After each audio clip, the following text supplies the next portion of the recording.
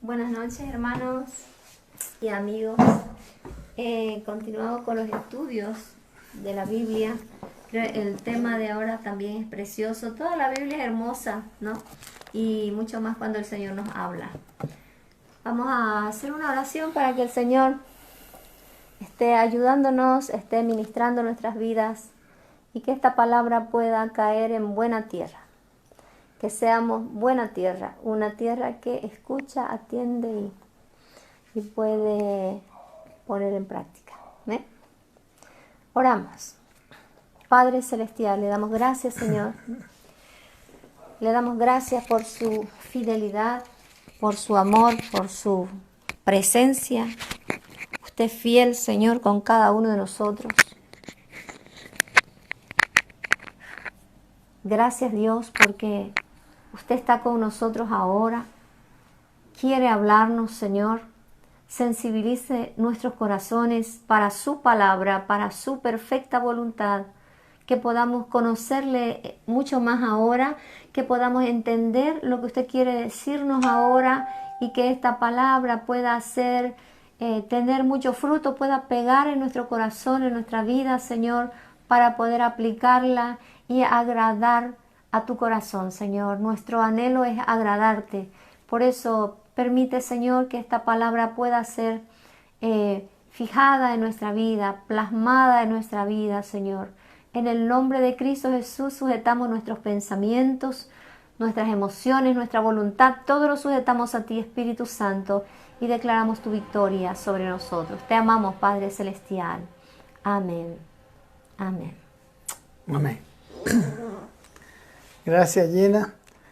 Estamos en esta noche continuando después de haber tenido un hueco, un miércoles que estuvimos un poco delicados de la salud, pero ahora otra vez estamos aquí yendo adelante, continuando con nuestro estudio bíblico de Lucas capítulo 12.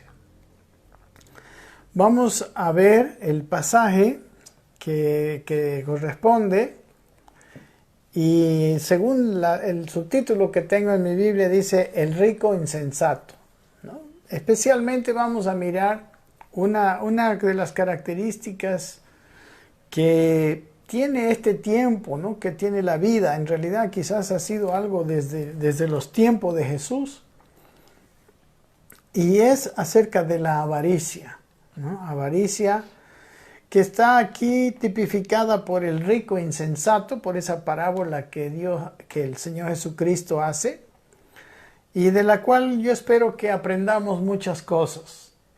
A veces no tenemos sabiduría para vivir y estamos viviendo así por el camino que todo el mundo va, y no necesariamente tenemos el éxito que deseamos, tenemos la satisfacción, el gozo, la felicidad, la paz que caracterizan una vida con Dios.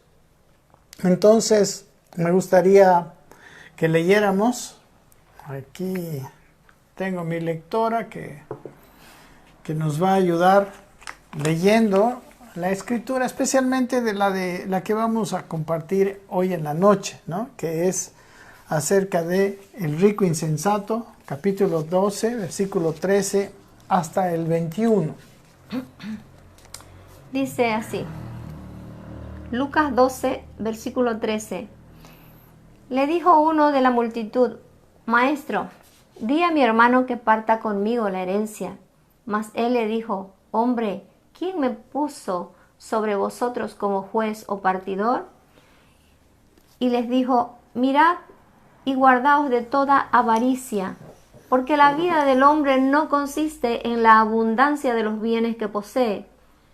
También le refirió una parábola diciendo: La heredad de un hombre rico había producido mucho, y él pensaba dentro de sí diciendo: ¿Qué haré? Porque no tengo dónde guardar mis frutos. Y dijo: Esto haré: derribaré mis graneros y los edificaré mayores, y allí guardaré todos mis frutos y mis bienes. Y diré a mi alma: Alma, muchos bienes tienes guardado para muchos años. Repósate, come, bebe, regocíjate. Pero Dios le dijo: Necio, esta noche vienen a pedirte tu alma, y lo que has provisto, ¿de quién será? Así es el que hace para sí tesoros, y no rico para con Dios. Muy bien. Entonces, aquí podemos mirar que Jesucristo, ¿no?, después de haber hablado un discurso, ahora uno de la multitud se le acerca, ¿no? Probablemente era uno de sus seguidores de la multitud. Y este seguidor de la multitud quería que Jesucristo le ayude, ¿no?, dirimiendo, ¿no?, en un problema de herencia, ¿no? Le dijo, dice, maestro, di a mi hermano que parta conmigo la herencia, ¿no? Está en el versículo 13. Y en el 14 está la respuesta del Señor Jesucristo. Mas él le dijo, hombre, le dice, ¿quién me ha puesto sobre vosotros como juez o partidor? En realidad le estaba diciendo, yo no soy juez, yo no he venido para esto. Y luego les da en el clavo de la solución. Mirad, les dice, y guardaos de toda avaricia, porque la vida del hombre no consiste en la abundancia de los bienes que posee. Bien, entonces aquí Jesucristo nos dice algunas cosas muy interesantes. Después cuenta, ¿no?, la parábola como para ejemplificar todo lo que él quería mostrarles con esta palabra. Él le dice que se guarden de toda avaricia, porque en realidad la vida del hombre no consiste en la abundancia de los bienes que posee. La vida feliz, podemos decir, la vida realizada, no consiste en la abundancia de los bienes que posee. Vamos a mirar algunas verdades acerca de esto, ¿no? Algo que podemos decir, Jesús realmente estaba ahí predicando y él, en realidad no es que él era insensible al problema, al contrario, él mira la vida de otra manera, ¿no? Jesús, Dios que nos dio la vida, Dios que es el que creó todas las cosas, se creó la vida y creó esta tierra, tiene un punto de vista diferente acerca de las cosas materiales y las posesiones materiales. Entonces él le dice, yo no estoy para eso, ¿no? Yo no he venido para ser un juez o un partidor y dedicarme a resolver problemas entre la familia. Él ataca la raíz del problema y le dice, mirad, guardaos de toda avaricia. La palabra avaricia habla del verdadero problema, ¿no? ¿Por qué estaban ambos en problemas? Uno que no quería dar parte de la herencia, me imagino, porque él estaba agarrado a la herencia, ¿no? Él estaba con su corazón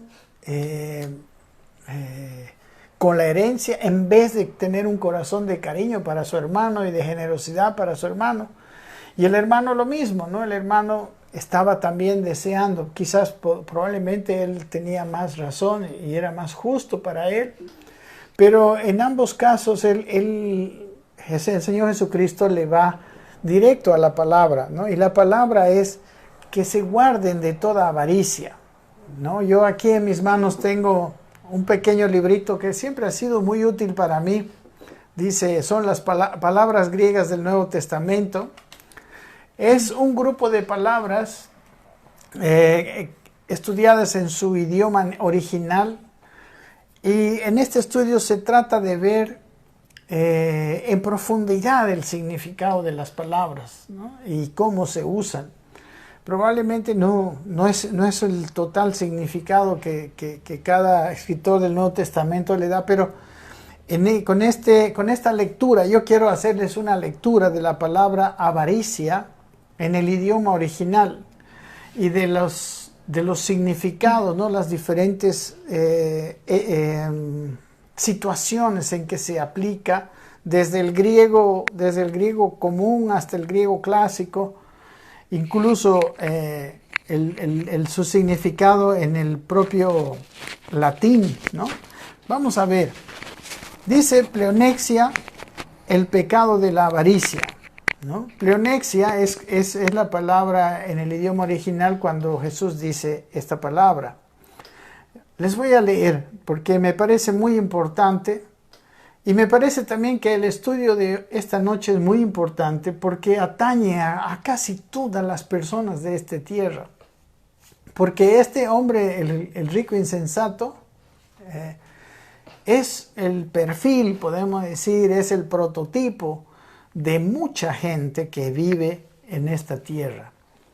La palabra pleonexia, vamos a centrarnos aquí. Dice, es el pecado que el Nuevo Testamento condena repetida y frecuentemente. La palabra se encuentra, ¿no?, desde Marcos 7:22, Lucas 12:15, aquí Romanos 1:29, etc. Son varios pasajes. La versión Reina Valera antigua traduce avaricia en todos estos pasajes, excepto en 2 Corintios 9:5, que traduce mezquindad, y en Efesios 4:19, que traduce avidez. La misma versión 60 traduce 9:5, traduce exigencia nuestra, en el 4:19, ¿no?, en vez de mezquindad dice avidez, y en el resto avaricia. La versión popular traduce algunas veces también avaricia, y en otros deseo de tener lo ajeno, y también en un caso ambición de dinero. Pleonexia en el griego de todas las épocas es una palabra desagradable. Siempre comporta una cierta idea básica que ninguna traducción puede sacar plenamente a luz, sencillamente porque no hay palabra para ello. En el griego clásico, pleonexia significa codicia fiera, el espíritu del hombre que emplea todos los medios posibles para aprovecharse de su prójimo. El verbo correspondiente, pleonektein, significa defraudar o ser rapaz o más astuto que otro. Polibio, el historiador griego, tiene un uso muy sugestivo de la palabra. Los estoicos hablaban de la expresión ta katekonta, que quiere decir lo conveniente, y con esta frase querían significar esta clase de conducta que un hombre bueno debe desarrollar. Polibio dice que el individuo codicioso usa de métodos que no son propios de un hombre. Pleonexia era una palabra que figuraba más en el vocabulario de las gentes ordinarias y es muy común en los papiros, donde está relacionada con la conducta por completo desvergonzada, con la ambición desmedida, con la violencia, con la injusticia, con la avaricia de un hombre en sus mejores momentos deploraría, con la rapacidad de un oficial deshonesto que está enriqueciéndose a costa del distrito que tiene a su cargo. Los moralistas latinos definen pleonexia como amor sceleratus habendi, que quiere decir el maldito amor de poseer. Teodoreto, el primitivo comentarista, describe esta palabra como el anhelo de tener siempre más, el tratar de conseguir las cosas que no convienen a un hombre. Cicerón define avaritia, que es el equivalente latino de pleonexia, como injuriosa appetito alienorum, el injusto deseo de todo aquello que pertenece a los demás. Ahora, tratemos de clasificar los usos que el Nuevo Testamento hace de pleonexia, para ver si podemos llegar a aislar la cualidad básica de este pecado. Número 1, en Romanos 1:29, pleonexia es el pecado del mundo ateo, el pecado del mundo, de la sociedad, del hombre que ha vuelto la espalda a las leyes de Dios. Pleonexia es lo opuesto a la generosidad del amor de Dios y a la caridad en la vida cristiana.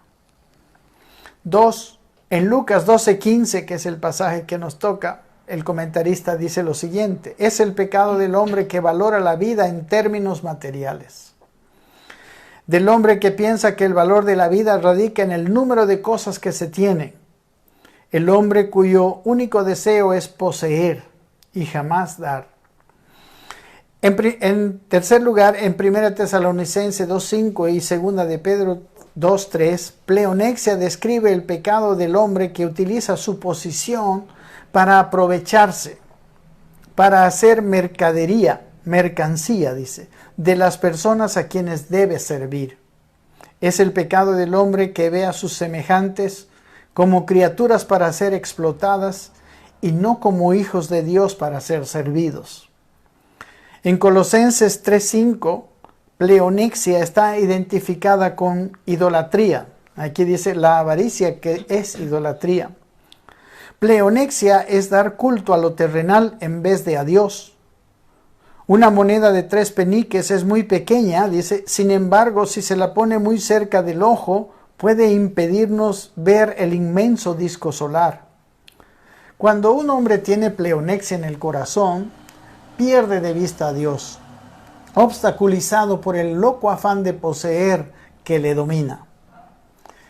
Y por último el 5 dice, pasaje tras pasaje, pleonexia está relacionada también con el deseo sexual. Mateo 7:22, Romanos 1:29, 4:19, Efesios 4:19, 5:3, 2 Pedro 2:14. He aquí la pura esencia de esta palabra. No es el pecado sexual, sino el deseo de tener lo que está prohibido y de tomar lo que no debe ser tomado. Es dar licencia a pasiones y apetitos que van contra las leyes de Dios y de los hombres. Lightfoot define pleonencia según Romanos 1:29 como la disposición presta siempre a sacrificar al prójimo en beneficio nuestro por cualquier causa, no meramente por dinero. Pleonexia es el pecado del hombre que ha dado rienda suelta al deseo de conseguir cuanto no debe, que piensa que sus caprichos, apetitos y vehementes anhelos son las cosas más importantes del mundo, que ve a los otros como objetos para explotar, que no tiene más Dios que Él y sus deseos. Me gusta, contiene muy interesantes significados, ¿no? Muy interesantes ilustraciones incluso de los significados que tiene la palabra avaricia, de la cual el Señor estaba hablándoles a estos dos familiares que estaban peleando por una herencia. No, entonces, la avaricia es el deseo de acumular más y más cosas y siempre acumular y siempre tener y tener. Yo creo que el hombre, cada vez que es más avaro, su caminar por la vida es más pesado. Siempre está cargándose más. Y dice que la vida del hombre, Jesús, ¿no? Dice que no consiste en la abundancia de los bienes que posee, aquí en el versículo 15. Entonces, y la palabra vida, aquí es la palabra zoe, ¿no? Hemos visto en algunos momentos, en anteriores, que hay 3 palabras en el griego para describir la vida. La vida bios, que habla de la vida del cuerpo, la palabra psique o psuke, que habla de la vida psicológica, ¿no? De la vida del alma, que es el intelecto, las emociones y la voluntad. Y la vida zoe, que es la vida, en realidad es el principio de vida general, ¿no? Que habla también, incluye la vida espiritual, incluye la vida del espíritu, que los hombres perdieron juntamente con Adán cuando él decidió independizarse de Dios. Entonces se ve aquí que la avaricia está en total contraposición con lo que Dios define como vida, o el principio de vida. La vida abundante en algunos lugares se llama. Entonces aquí se muestra, aquí con estas expresiones, el Señor Jesucristo, por ejemplo, Él habla en en el Sermón del Monte, ¿no? Que es el protoevangelio, el pequeño evangelio, dice en el capítulo 6, versículos 19, vamos a leer del 19 al 21 y el 24, Jenita, y yo les pido que ustedes me ayuden. Estaba bien en el otro sí, no, 19. Sí, ¿no? 6, ¿no? Sí, y yo les pido que ustedes estén atentos en su Biblia, leyendo. Lamentablemente no lo vamos a tener grabado y con los versículos aquí, pero usted va a tener la oportunidad de ver su Biblia, porque va a quedar, Dios mediante, en el Facebook, si no tenemos otro problema técnico. Esperemos que no. Es Mateo 6, 19 adelante. No os hagáis tesoros en la tierra donde la polilla y el orín corrompen, donde ladrones minan y hurtan, sino haceos tesoros en el cielo, donde ni la polilla ni el orín corrompen, y donde ladrones no minan ni hurtan, porque donde esté vuestro tesoro, allí estará también vuestro corazón. 24. Ninguno puede servir a dos señores, porque o aborrecerá al uno y amará al otro, o estimará al uno y menospreciará al otro. No podéis servir a Dios y a las riquezas. Muy bien, miren, aquí el Señor Jesucristo estaba diciendo, ¿no?, de una manera paralela probablemente a estos pasajes, decía en el versículo 19 que no nos hagamos, les decía, no os hagáis tesoros en la tierra.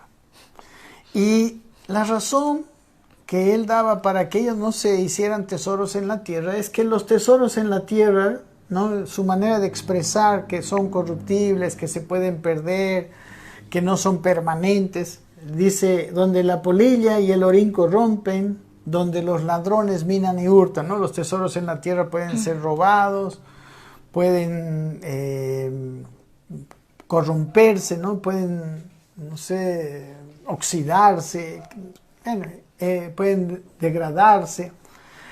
Todo lo material siempre está en ese proceso de degradación. Los tesoros en la tierra, usted puede ver cualquier ahorro, cualquier cosa que usted tiene, fácilmente se gasta, fácilmente se va.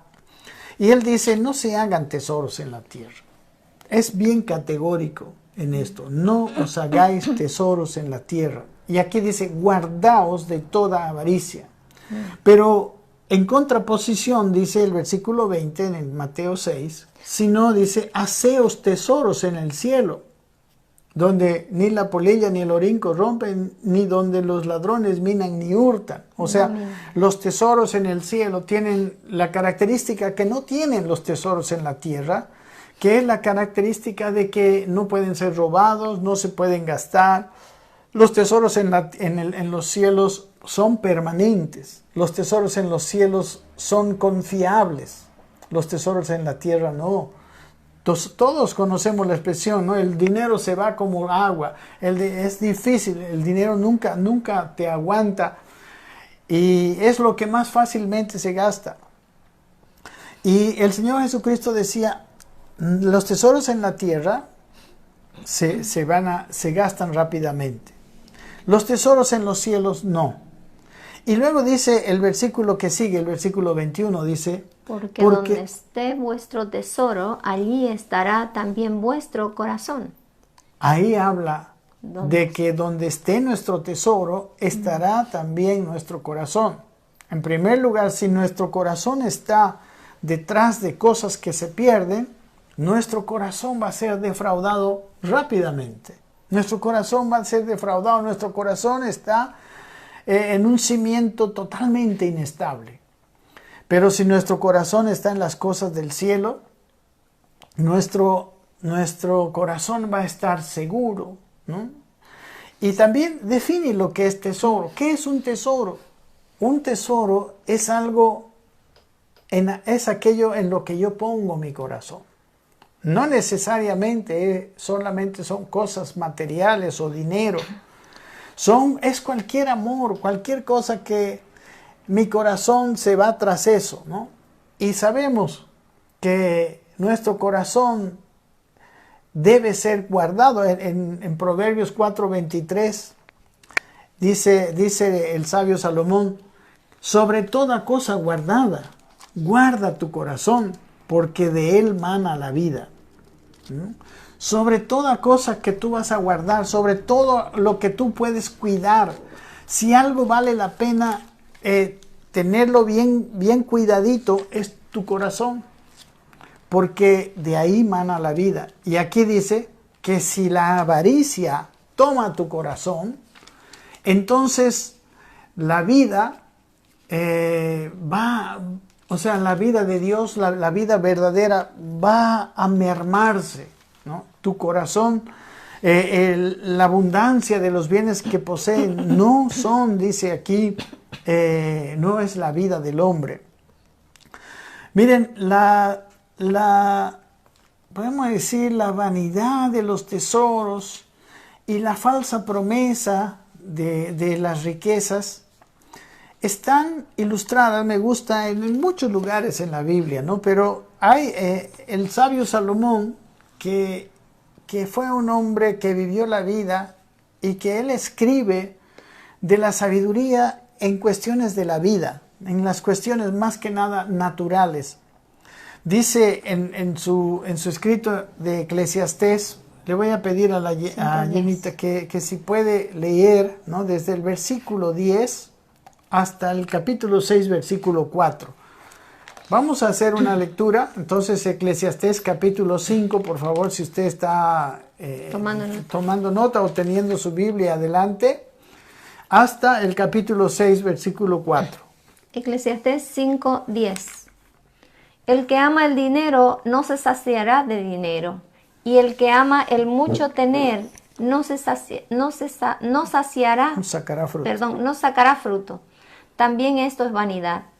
Cuando aumentan los bienes, también aumentan los que lo consumen. ¿Qué bien pues tendrá su dueño sino verlos con sus ojos?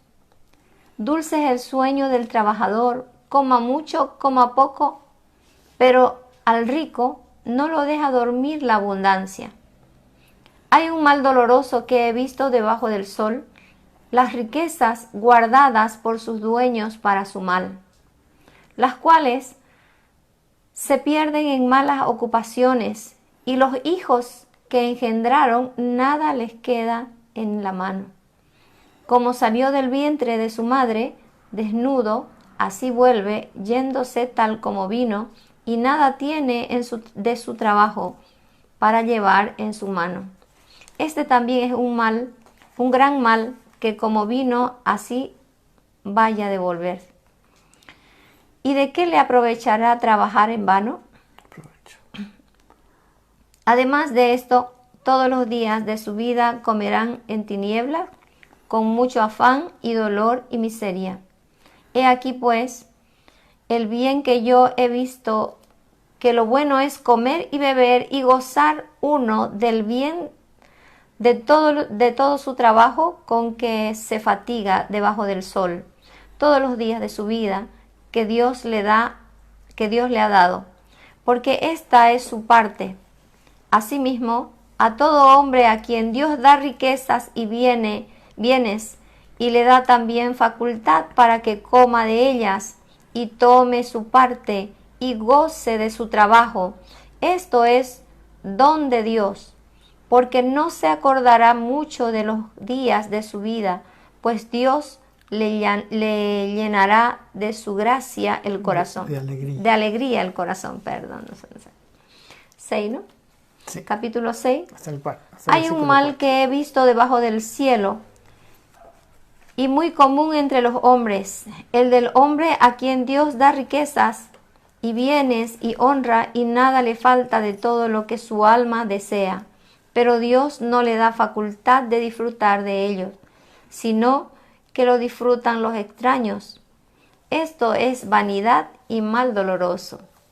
Aunque el hombre engendrare 100 hijos y viviere muchos años, y los días de su edad fuesen numerosos, si su alma no se sació del bien y también careció de sepultura, yo digo que un abortivo es mejor que él, porque en vano viene, y a las tinieblas va, y con tinieblas su nombre es cubierto. Muy bien, sí, miren, podemos seguir leyendo, pero aquí hay varias verdades muy interesantes, ¿no? Estamos en la primera, para todos los que han llegado, estamos en la primera, la primera sección de lo que rodea a la parábola del rico insensato, que son el versículo 13 al 15, ¿no? Que yo le puse en qué consiste la vida y la felicidad del hombre. Y aquí por lo menos dice que no consiste en la abundancia que posee, de los bienes que posee, diré, y que para tener la vida hay que guardarse de este pecado, en realidad, porque es una cosa que destruye, llamado avaricia. En el griego la palabra es pleonexia. Muy bien, miren aquí, nos da algunas tips, algunas cosas, unas palabras de sabiduría, el sabio Salomón. En el versículo 10 y 11, ¿no? Yo lo he dividido en varios pequeños sectores. En el 10 y el 11 nos dice: el que ama el dinero no se saciará de dinero, y el que ama el mucho tener no sacará fruto. También esto es vanidad. Cuando aumentan los bienes, también aumentan los que los consumen. ¿Qué bien pues tendrá su dueño si no verlos con sus ojos? Miren, aquí hemos leído la historia, pequeña parábola que Jesús hace del rico insensato, de aquel rico que sigue viviendo y sigue trabajando y sigue haciendo cada vez más y más y más, y cuando ya quiere disfrutar, ya le viene el día de la muerte, ¿no? ¿Y cómo es que uno llega a ese punto de seguir trabajando y de seguir sirviendo, podemos decir, o de seguir invirtiendo su vida en ganar cosas, incluso sin siquiera disfrutarlas? Y aquí la respuesta está en este versículo 10, dice: porque ellos empezaron a amar el dinero. Y dice que el que ama el dinero, ¿no? Eclesiastés 5:10 dice: no se saciará del dinero, ¿no? Y no importa que aumente el dinero, aumentarán también los que lo consumen. Cuando una persona se llena de dinero, siempre hay más personas, porque uno no puede ni trabajar ni mantener solo, y cada vez se va haciendo más grande la cantidad de personas que lo consumen ese dinero.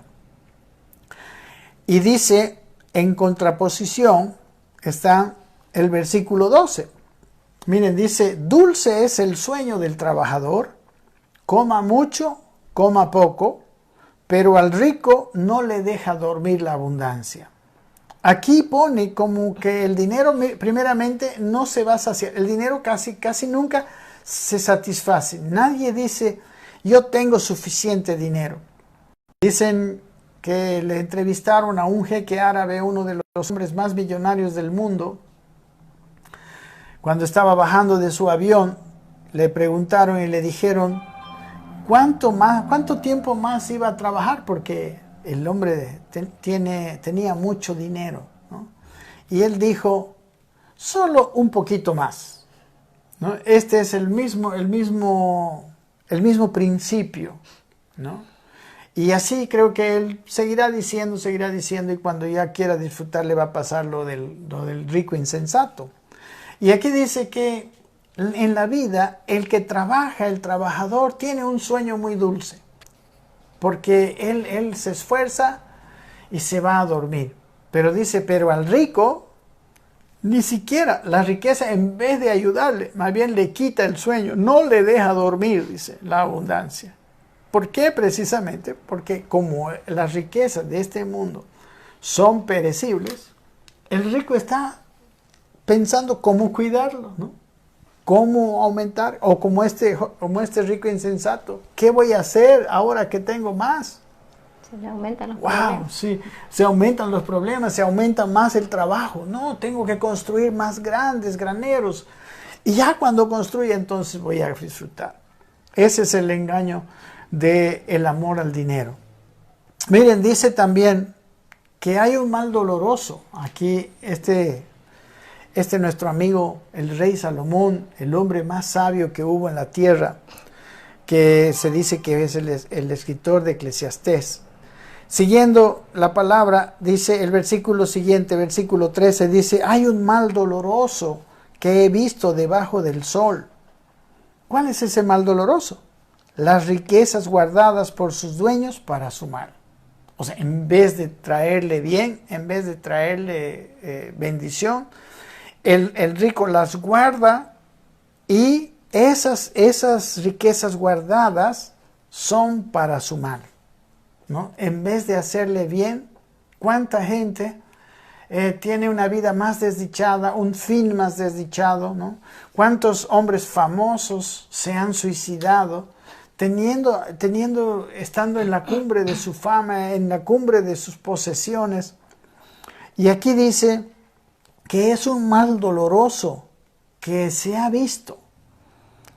Dice, esas riquezas guardadas por sus dueños para su mal, dice, se pierden en malas ocupaciones.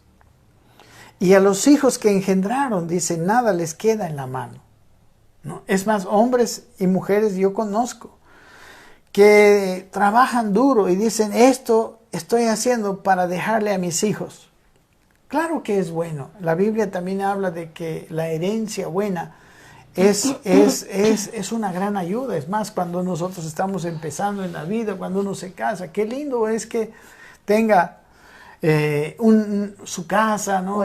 Tenga un apoyo material, pero aquí habla de esos ricos que aman el dinero y que han guardado eso y que al final de cuentas, me imagino que por conseguirlo, por cuidarlo, han descuidado tanto a sus hijos, y el hijo, dice, al final de cuentas lo gasta. Recuerden, el dinero, el orín y la polilla corrompen, los ladrones minan y hurtan. O sea, el dinero no es ninguna posesión material, es permanente. Más bien es muy fácil, es muy volátil.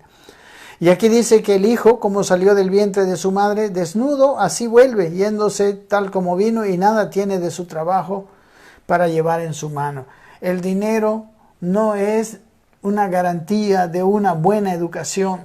El dinero no es una garantía de que los hijos han de aprender a ganarse la vida. Es más, muchas veces cuando la casa tiene necesidad, el hijo más bien ahí aprende a trabajar, ¿verdad? Pero cuando hay abundancia de dinero, entonces muchas veces al hijo se le dice, no vas a trabajar, se le da todo. Pero cuando estas riquezas que son efímeras se van, a él no le queda ni las riquezas, ni le queda la capacidad para hacerlas.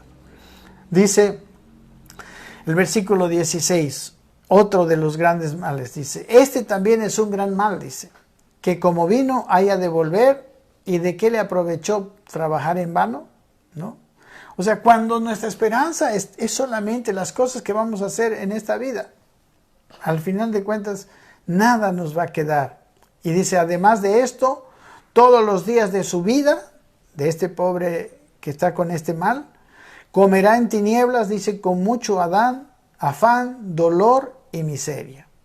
¿No? Es triste la vida de la gente que ha sido dominada, que su corazón ha sido cautivado por el dinero y por el deseo de las cosas materiales.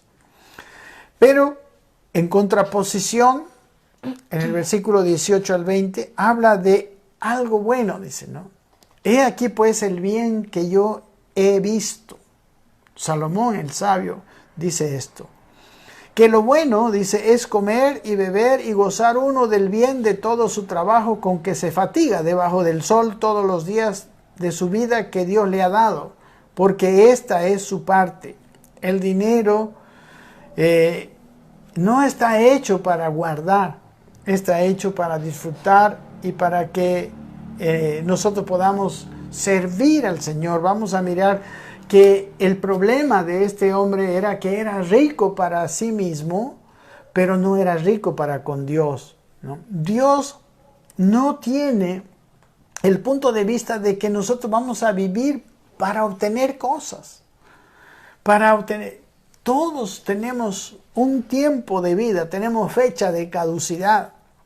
Y después de eso, nada nos vamos a llevar. Y aún de lo que hemos hecho en la vida, vamos a ver cuánto queda, cuánto queda incluso para los propios hijos o las personas que amamos. Y dice, es el bien que ha visto Salomón. Dice que el hombre coma, bebe, que el hombre tenga un uso, ¿qué podemos decir? Real de su dinero, ¿no? Que lo haga, obviamente, con sabiduría, ¿no? Y dice el versículo 19, asimismo a todo hombre, dice, a quien Dios da riquezas y bienes, ¿no? Porque sabemos que el dinero, la bendición viene de Dios, toda dádiva buena, todo don perfecto. Aquí dice, al hombre a quien Dios le da riquezas y bienes, pero algo más es necesario que le dé Dios para que eso que le da sea una bendición. Y dice, y le da también facultad para que coma de ellas y tome su parte y goce de su trabajo. Dice, esto es don de Dios. Esto es regalo de Dios. Cuando Dios nos da las cosas y nos da la facultad de disfrutarlas, dice, porque no se acordará mucho de los días de su vida, pues Dios le llenará de alegría su corazón, ¿no? Su corazón que seguramente está libre de avaricia. Su corazón que no fue cautivado por algunas cosas que son perecederas y que no duran y que no satisfacen. Porque la alegría de corazón es un don de Dios. Y la capacidad de disfrutar de la vida es un don de Dios. Y por último, sigue hablando el sabio Salomón aquí en Eclesiastés capítulo 6 de otro mal que dice que he visto debajo del cielo muy común entre los hombres, dice el primer versículo. El del hombre a quien Dios da riquezas y bienes y honra y nada le falta de todo lo que su alma desea. Pero Dios no le da la facultad de disfrutar de ello, sino que lo disfrutan los extraños. Esto es vanidad y mal doloroso. Hay personas que han vivido para el dinero, han invertido su corazón, su tiempo, podemos decir, sus capacidades en el dinero, pero nunca lo han disfrutado. Los extraños lo han disfrutado. Dice que es tan feo esto. Versículo 3 dice, aunque el hombre engendrare 100 hijos y viviese muchos años y los días de su edad fueren numerosos, llegue hasta viejo. Si su alma no se sació del bien, también careció de sepultura. Yo digo que un abortivo es mejor que él. Él dice que es un abortivo, es uno que no nació, ¿verdad? Que fue abortado. Él está diciendo que más le hubiera valido no nacer que nacer y vivir para todo esto. Puro brega, ¿no? Sí, puro trabajo, puros dolores, para nada. Porque en vano viene, dice, y a las tinieblas va y con tinieblas su nombre es cubierto. Muy bien, mis queridos hermanos, podemos decir, como dice el Señor Jesucristo, que la avaricia es un mal muy doloroso. Y claro, más bien el que una persona no sea avara, que una persona no tenga como objetivo ganar dinero, es extraño al punto de vista del ser humano en este tiempo. Pero la palabra de Dios nos dice que no nos conformemos a este siglo, sino que seamos transformados, dice en Romanos capítulo 12, versículo 2, que seamos transformados por la renovación de nuestro entendimiento. No nos conformemos a la manera de ser del mundo. Miren, hermanos, el mundo, a partir de la avaricia, a partir de un vivir por el dinero, ha empezado a matar por el dinero, ha invertido su tiempo, su alegría, su gozo en hacer dinero. Bueno, todos los males, muchos males. Dice en su carta el apóstol Pablo a Timoteo en el capítulo 6, que la raíz de todos los males es el amor al dinero. El amor al dinero es una desgracia que le viene a la persona y que lo tiene atado y que lo lleva por caminos de mal, ¿no? Caminos que solamente le dañan a él y le hacen una persona nociva para todo su entorno, ¿no? Por eso el Señor Jesucristo está haciendo esta famosa parábola del rico insensato, como dice así. Vamos a leer, por favor, mi querida lectora. No. Aquí en Lucas 12, pues. Sí, la misma parábola. O sea, una vez hablando y habiendo identificado plenamente la avaricia, ¿no? La pleonexia. Entonces, y algunas características, ¿no? Nosotros desearíamos tener estudios más completos, pero con lo que nosotros estamos viendo, creo que cada uno de nosotros puede reflexionar y quizás cambiar la dirección de su vida. Lucas 12, 16. Sí, desde cuando empieza a contar la parábola. También les refirió una parábola diciendo: la heredad de un hombre rico había producido mucho, y él pensaba dentro de sí, diciendo: ¿qué haré? Porque no tengo dónde guardar mis frutos. Y dijo: esto haré, derribaré mis graneros y los edificaré mayores, y allí guardaré todos mis frutos y mis bienes. Y diré a mi alma: alma, muchos bienes tienes guardados para muchos años, repósate, come, bebe, regocíjate. Pero Dios le dijo: necio, esta noche vienen a pedirte tu alma, y lo que has provisto, ¿de quién será? Amén. Así es aquel que hace para sí tesoros y no es rico para con Dios. Amén. Ese versículo 21 es ya el corolario, ¿no? Pero la historia de este hombre, como podemos ver aquí, es un hombre, ¿no? Que tenía una hacienda, un negocio muy bueno, ¿no? Dice que había producido mucho, ¿no? Que fue muy productivo su negocio, ¿no? Entonces se nota que él le invirtió, trabajó muy duro, y dice que tanto produjo que empezó a pensar, dice, y él pensaba dentro de sí, versículo 17, dice, y él pensaba dentro de sí diciendo: ¿qué haré? Porque no tengo dónde guardar mis frutos. Es muy interesante. Yo cuando vi esto dije, en vez de que ya empiece a disfrutar, siguió con los problemas, ¿no? Siguió con el problema y dice, ¿qué haré? Porque tengo demasiado y no sé qué hacer con eso. Y bueno, el versículo 18, y dijo: esto haré. Él se contestó: derribaré mis graneros, porque eran pequeños, y dice, edificaré mayores, y allí guardaré todos mis frutos y mis bienes. Entonces, estaba trabajando duro, estaba haciendo producir, y ahora otro problema. Antes yo pienso que ya iba a disfrutar del dinero, pero nada. Ahora vino el problema, ¿sí? ¿De dónde lo voy a guardar?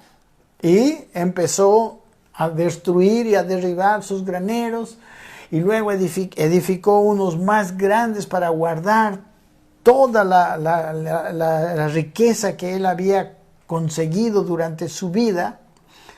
Y bueno, hasta aquí, y dice en el versículo siguiente, 19, después de que he construido todo, ahora sí, dijo, diré a mi alma: alma, muchos bienes tienes guardados para muchos años. Ahora sí, repósate, porque él estaba demasiado fatigado.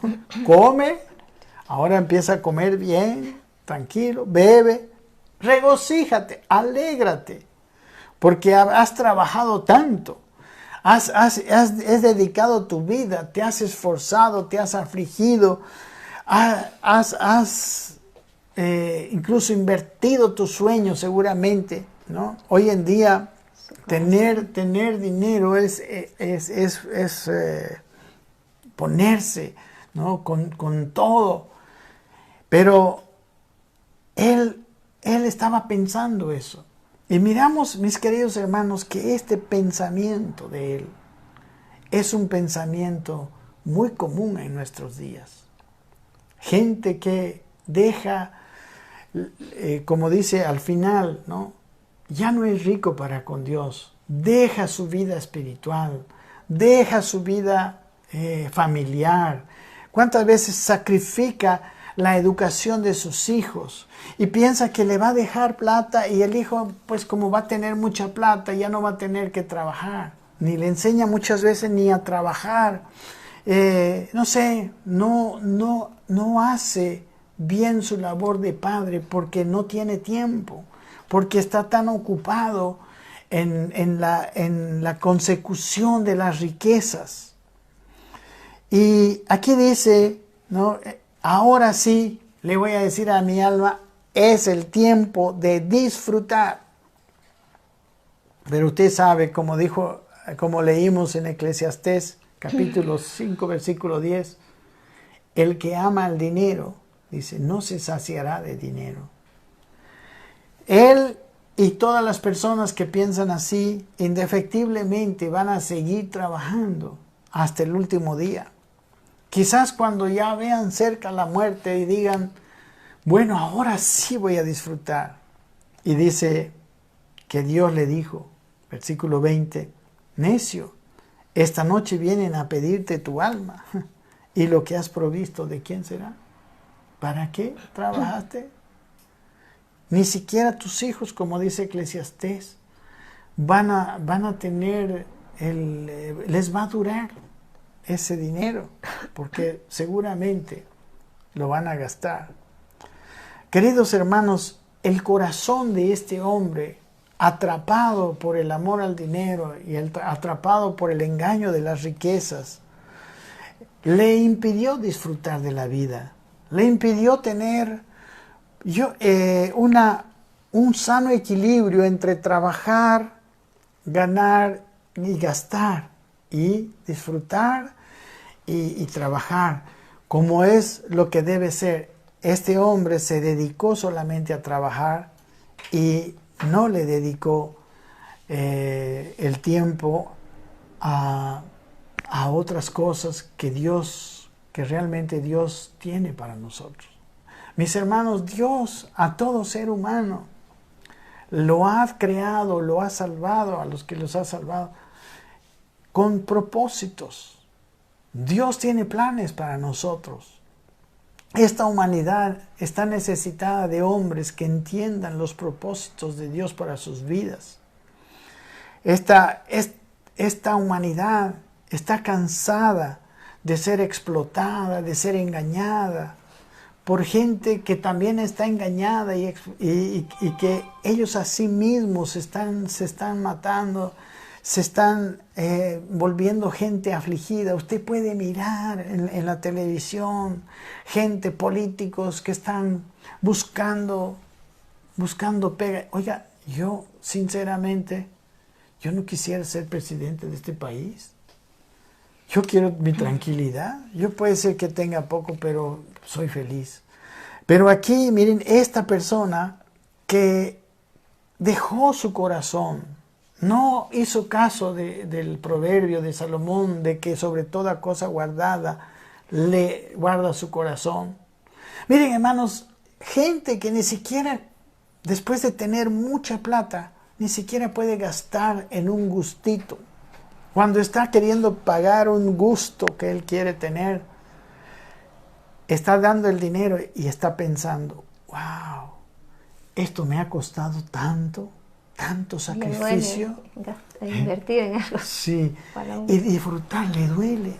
Es más doloroso pagarlo y ni siquiera lo puede disfrutar porque le duele. ¿No? Como hay el dicho ese que se azotan. Sí. Mejor no me compro, dicen, no, porque me ha costado tanto. Pero entonces, ¿para qué has trabajado? ¿Saben, mis hermanos? La maravilla que es la gracia de Dios, la maravilla que es que una persona reconozca que todo lo que tiene viene de Dios. Cuando uno ha hecho riquezas y la ha sudado y ha invertido su vida, su familia, todo lo que decimos, hasta su salud, por el dinero, no puede disfrutar. Pero aquel que por la gracia de Dios ha recibido de parte de Dios, puede disfrutar, puede dar. El dar no es difícil. El dar para una persona que le ha costado es más difícil que para una persona que no le ha costado o que reconoce que lo que tiene es por la gracia de Dios. Amén. Que ha recibido, como dice, miren, aquí en el siguiente pasaje, habla que Dios es proveedor, que el hombre no necesita ir tras el dinero para tener suplidas sus necesidades.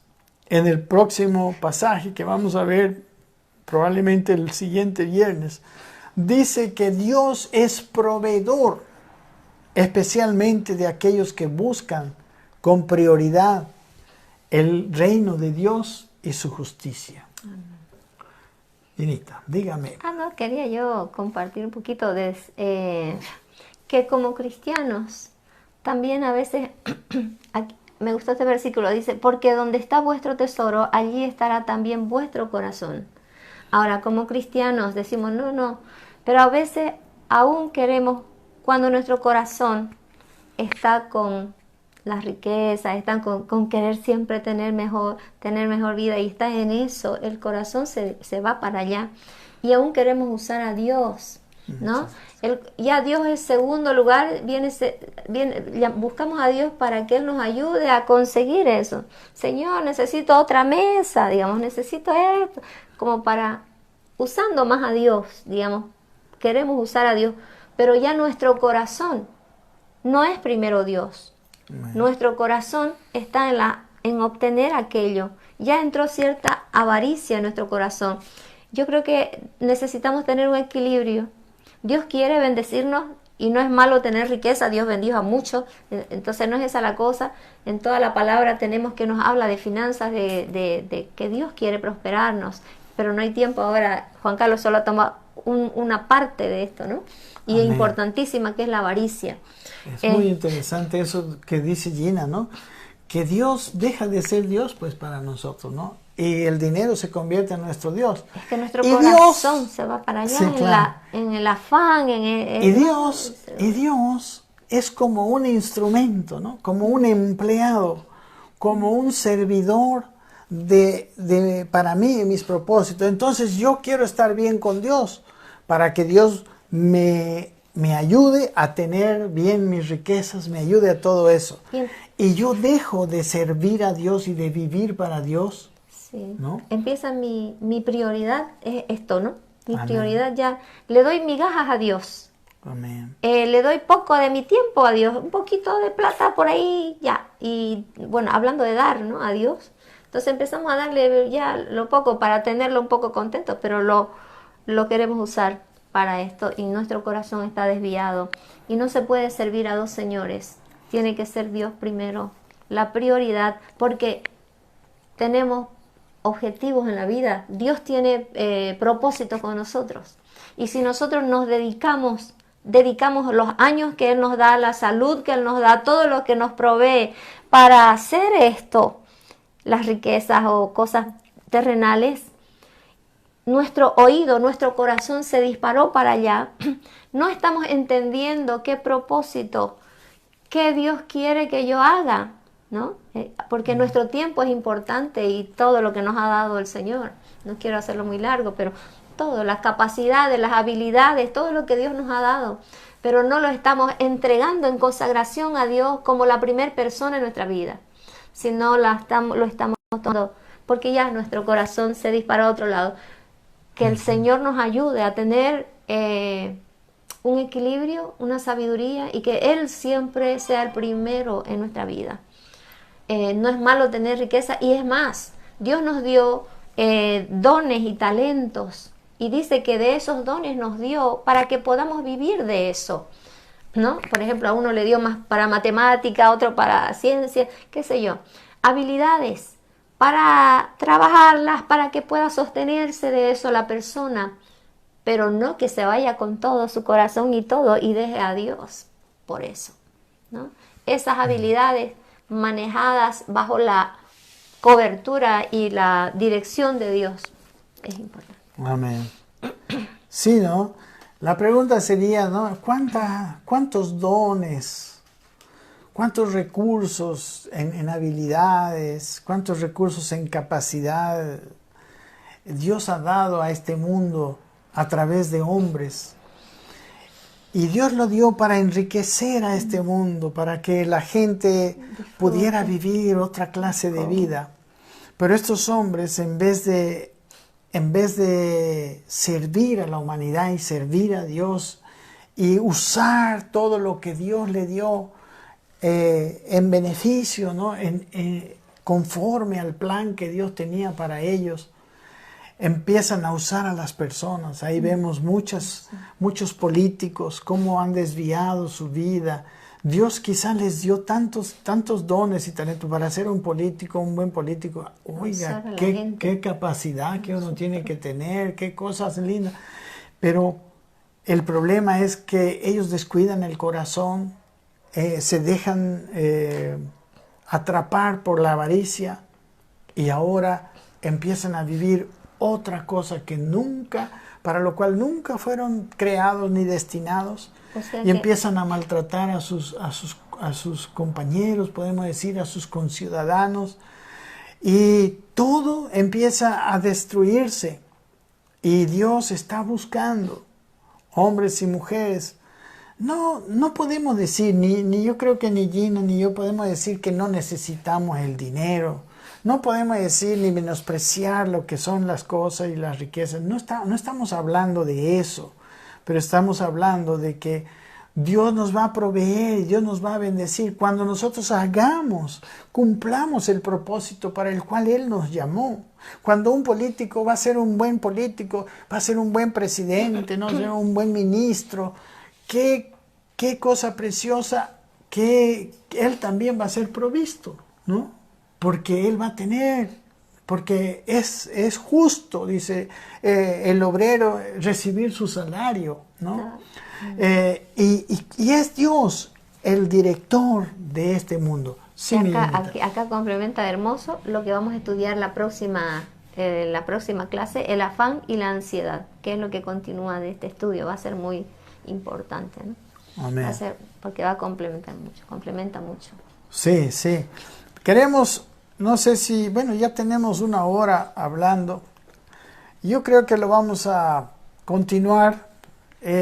Solamente yo deseaba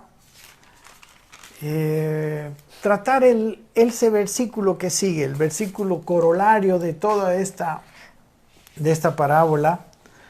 Y dice que lo que le sucede al rico insensato, así le va a suceder al que hace, dice, para sí tesoro y no es rico para con Dios, ¿no? A la persona que se dedica solamente, o sea, ya su corazón es tomado por esto y solamente está acumulando y teniendo y creciendo y cuidando lo que tiene y aumentando lo que tiene y cuidando que no se pierda, y en ese afán se le va la vida. Y llega un momento en que ni siquiera sus hijos, su familia, disfruta. Ni siquiera ellos han sido bendecidos. Y su vida, mis hermanos, es una vida inútil. La persona que hace para sí tesoro, ¿no?, es la persona que acumula cosas para sí mismo. Es aquel que vive para cosas que se van a perder, ¿no? Y tiene la falsa esperanza de que esas cosas le van a hacer feliz y que esas cosas van a estar. Pero como esas cosas no son son removibles, están sujetas a perderse, están sujetas a arruinarse, están sujetas a ser robadas, su vida y su corazón es inestable.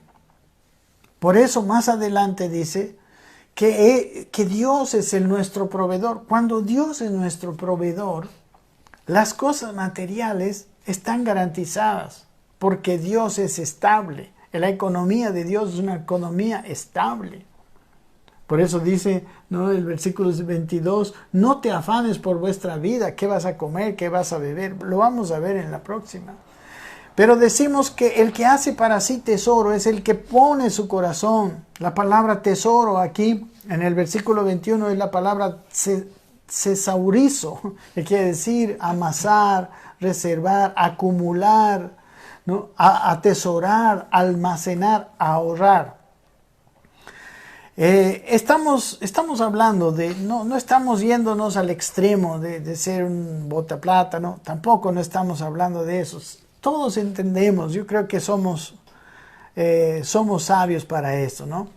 Y dice que el que hace para sí tesoro, pero no es rico para con Dios. Quiero mostrarle la palabra rico, es la palabra plouteo, que quiere decir ser generoso, tener mucha cantidad, enriquecer, prosperar. El que es generoso con Dios. Parece algo contradictorio. Dios no necesita nuestra generosidad, pero Él quiere que nosotros nos dediquemos a Él, porque cuando nos dedicamos a Él, nosotros vamos a ser muy valiosos para esta humanidad, muy valiosos para los que nos rodean. Vamos a cumplir los propósitos que son agradables. Dice que la voluntad de Dios es buena, es agradable y es perfecta, ¿no? Entonces, aquella persona que es generoso para con Dios, no solamente hablamos de dar dinero para Dios, para la obra de Dios, sino de vivir para Dios, de dedicarme. Y no se trata de que yo voy a ser un pastor, como sucedía en el Antiguo Testamento, de la tribu sacerdotal, la tribu de Leví, que se dedicaba exclusivamente.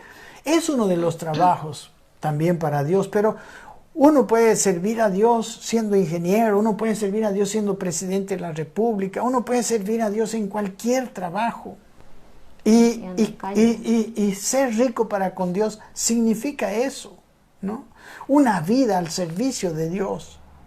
Si ustedes se acuerdan, en Mateo, en el capítulo 25, cuando Dios está hablando de las señales antes del fin, está la parábola de los talentos.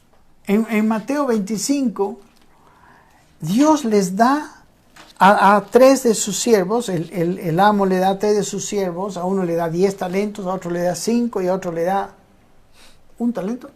Sí, ¿no? Un talento. Y les dice, vayan y produzcan, y después de un tiempo él viene y pide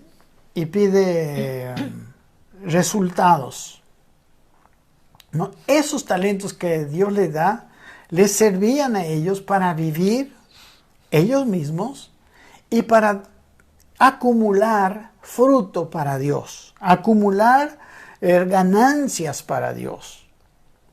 El problema de aquel que no trabajó el talento de Dios, sino que lo ocultó, es que aquel vivió, ¿no? Él hizo uso de su tiempo, hizo uso de su vida, pero no tuvo 0 fruto para Dios. Y es más, se lo devolvió al talento, ni siquiera lo perdió, podemos decir. Pero Dios se enojó mucho, porque Dios espera de todos los hombres que su vida produzca fruto para Él. Eso es aquel que es rico para con Dios.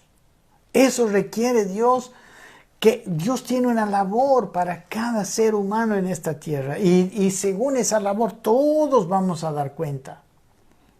Pero si nuestro corazón es atrapado por la avaricia, nuestras vidas no van a tener el resultado que Dios está esperando. Y Él necesita que seamos ricos para con Él, con todas nuestras posesiones, con todos nuestros talentos, con todo nuestro tiempo. Miren, en un libro del Antiguo Testamento, el libro de Malaquías, Dios, como ustedes saben, las cosas del antiguo pacto son una figura y sombra de las cosas celestiales. En ese último libro, que después de ese libro ya no se escribió más, no hubo más voz de Dios durante 400 años, Dios reprende a su pueblo porque ellos habían dejado precisamente de hacer de Dios su Dios, habían dejado de que Dios sea lo primero y habían llegado a muchos extremos, tristemente, empezando por los propios sacerdotes, empezando por aquellos que iban a enseñar a la multitud, aquellos que tenían como encargo predicar la palabra. Empezaron ellos a poner a Dios en un segundo lugar y poner sus propios intereses, sus vidas, no sé, en primer lugar. Miren cómo les reprende el Señor en el capítulo 1 de Malaquías, versículos 6 al 9. Sí. El hijo honra al padre y el siervo a su señor. Sí, pues, soy yo padre, ¿dónde está mi honra? Y si soy señor, ¿dónde está mi temor? Dice Jehová de los ejércitos a vosotros, oh sacerdotes, que menospreciáis mi nombre, y decís, ¿en qué hemos menospreciado tu nombre? En que ofrecéis sobre mi altar pan inmundo, y dijisteis, ¿en qué te hemos deshonrado? En que pensáis que la mesa de Jehová es despreciable. Cuando ofrecéis el animal ciego con sacrificio, ¿no es malo? Asimismo, cuando ofrecéis al cojo o el enfermo, ¿no es malo? Preséntalo pues a tu príncipe. ¿Acaso se agradará de ti o le será acepto?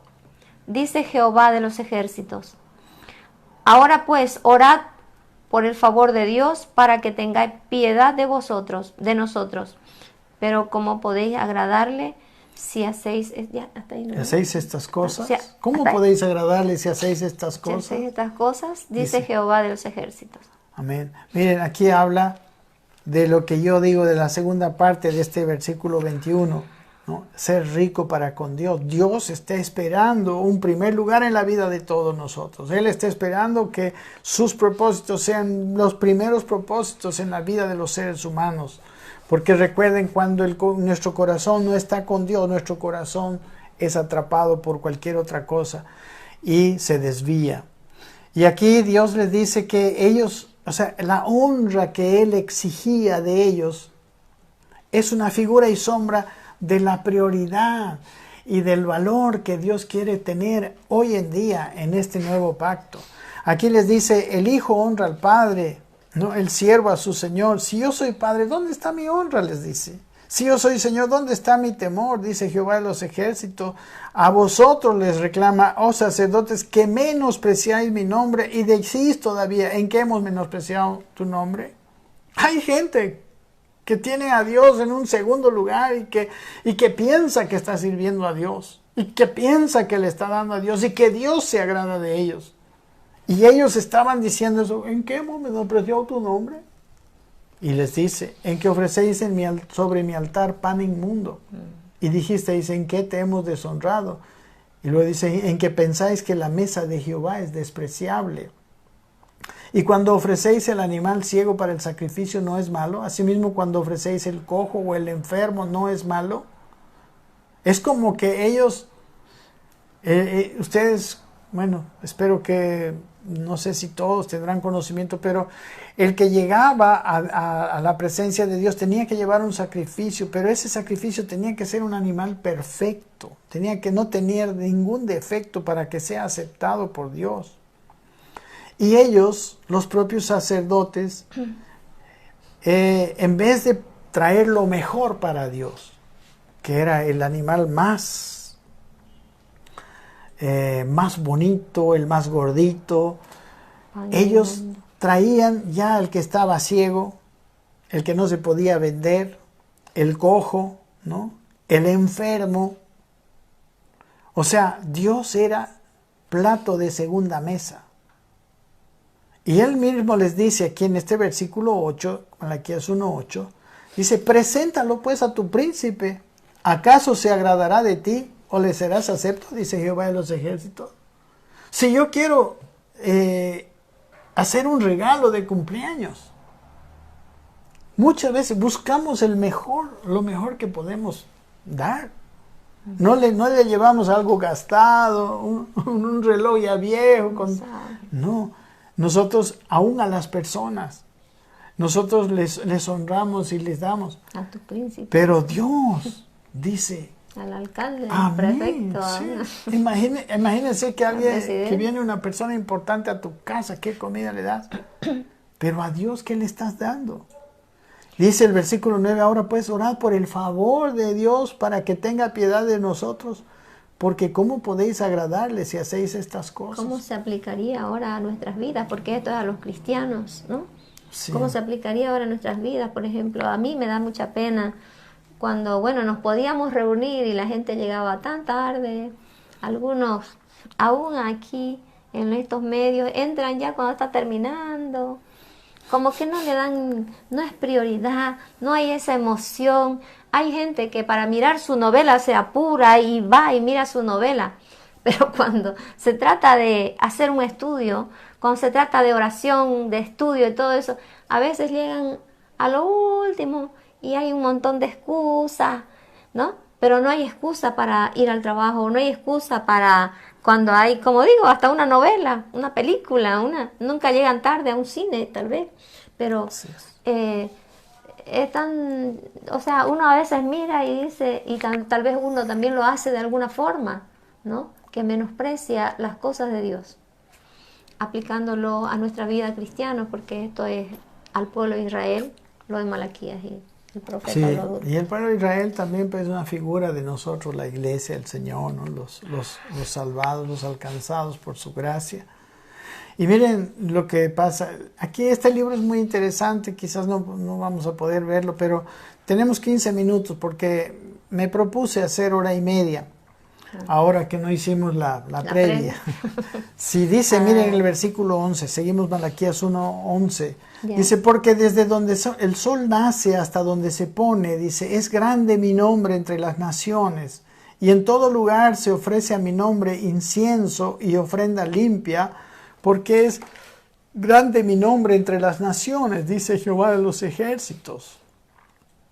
Miren, los sacerdotes de su pueblo lo estaban menospreciando, y las gentes que son fuera del pueblo de Israel tenían una actitud mejor, ofrenda limpia, incienso y ofrenda limpia, porque para ellos reconocían a Dios. Lo que viene a dañar, mis queridos hermanos, la religión, la religiosidad, la falsa consagración a Dios.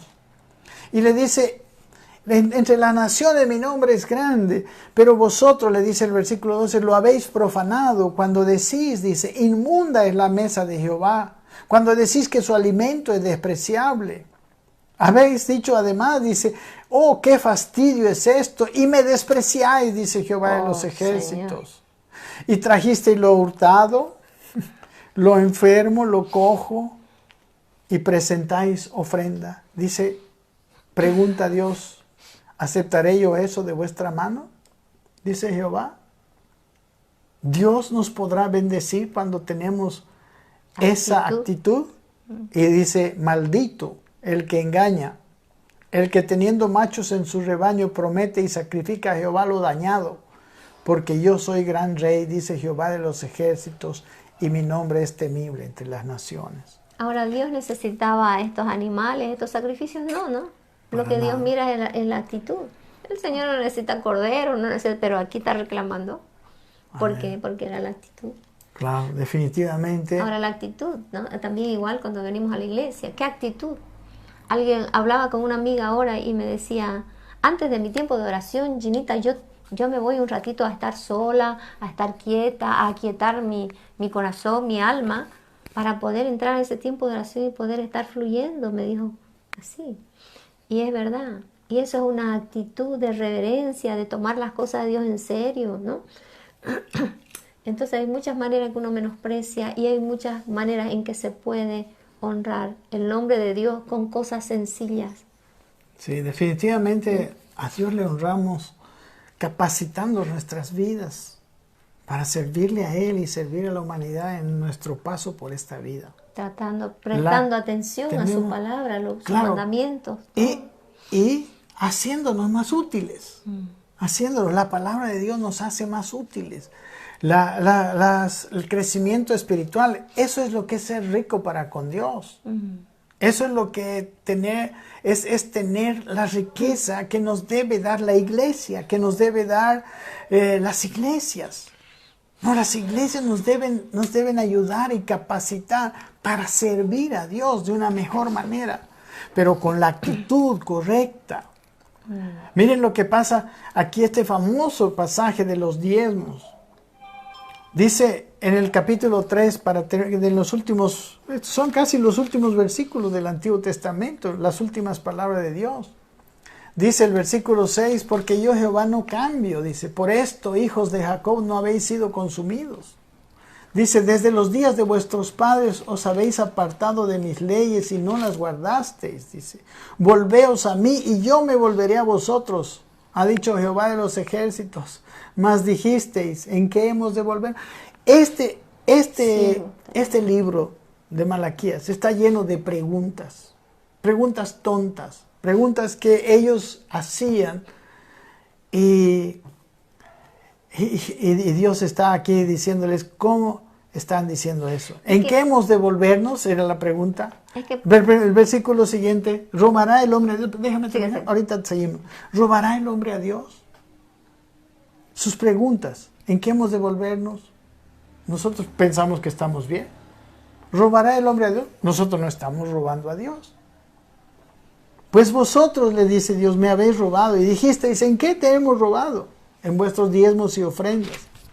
Malditos sois con maldición, porque vosotros, la nación toda, me habéis robado. Dice, traed todos los diezmos al alfolí y hay alimento en mi casa. Y probadme ahora en estos, y dice Jehová de los ejércitos, si no os abriré las ventanas de los cielos y derramaré sobre vosotros bendición hasta que sobreabunde. Reprenderé también por vosotros al devorador y no os destruirá el fruto de la tierra, ni vuestra vida en el campo será estéril, dice Jehová de los ejércitos, y todas las naciones os dirán bienaventurados porque seréis tierra deseable, dice Jehová de los ejércitos. Dios habla de la bendición de aquellos que ponían las cosas en orden. Y Dios dice que ellos le habían robado en los diezmos y las ofrendas porque Dios es el dueño de todo.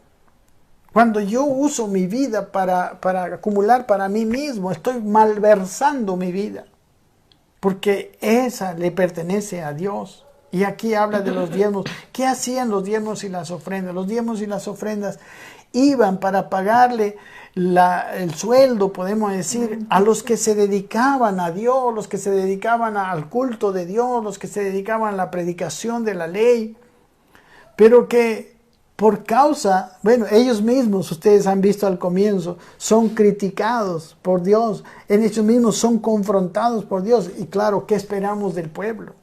¿Qué esperamos de aquellas personas que estaban siendo enseñados por la misma actitud?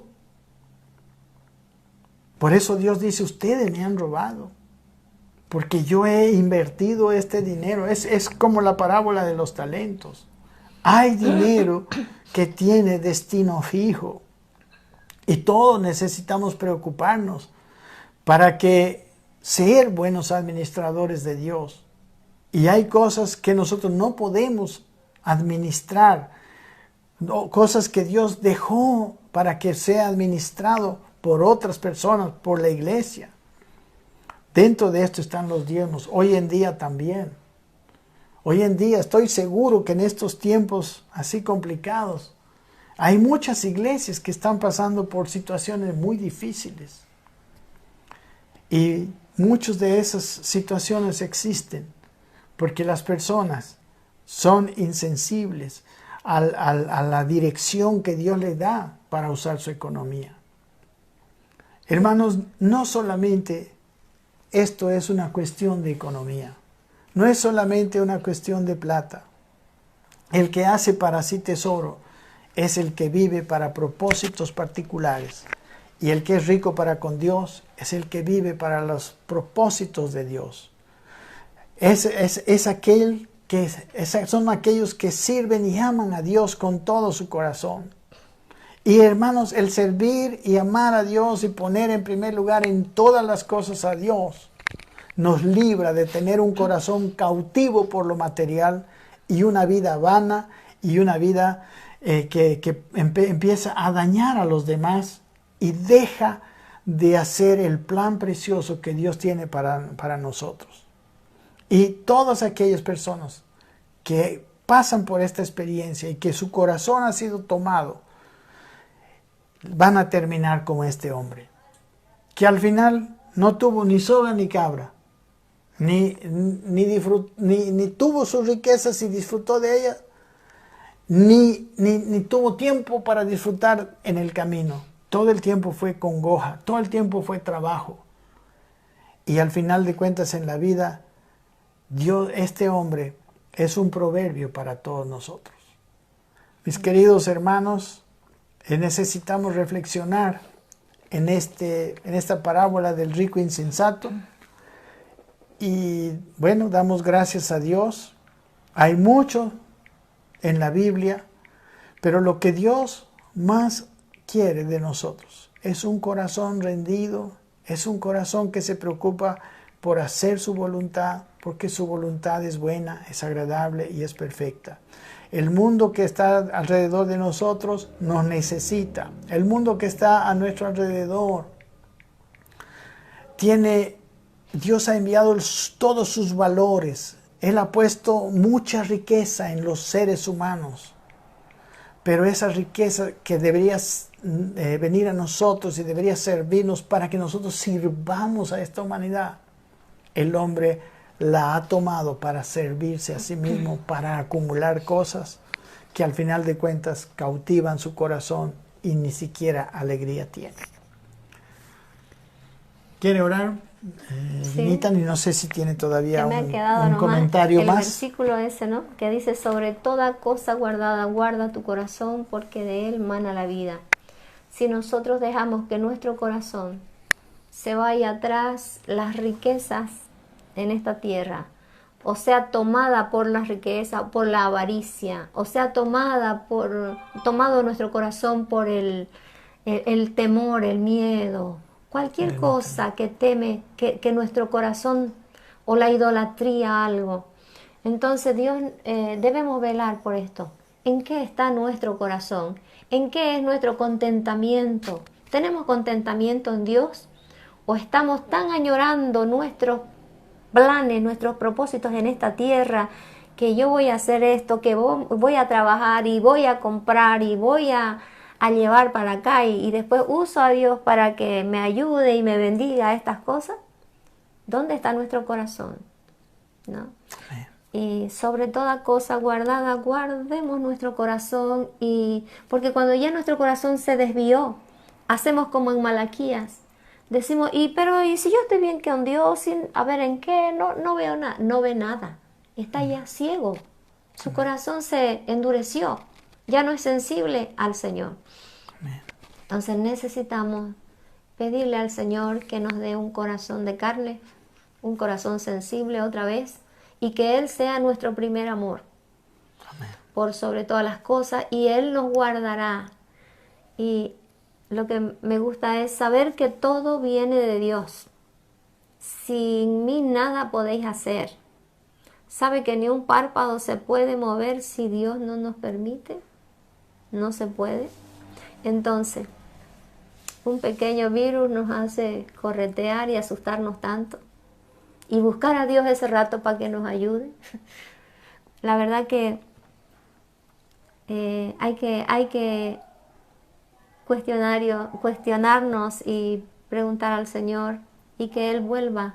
Y yo sé que la gracia de Dios y el amor de Dios es tan grande que si un poquito nos volvemos a Él, Él va a estar rápido para ayudarnos en su gracia, en su amor, por amor a Él mismo.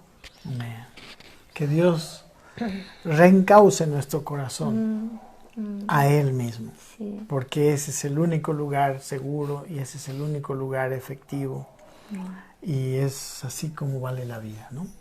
Ese es nuestro deseo, y nosotros oramos a Dios por ustedes y por nosotros mismos. El proverbio es para todos, sobre toda cosa guardada, guarda tu corazón, porque de él mana la vida. Queremos tener vida y vida abundante todo el tiempo. Y cuando nos vayamos, queremos haber dejado el legado, queremos haber traído a Dios aquellos talentos, aquello que nuestra vida produjo, y decirle a Dios, gracias Señor, aquí mi vida valió la pena, algo bueno recibieron los que están a mi alrededor. Un abrazo cariñoso, que Dios me los bendiga.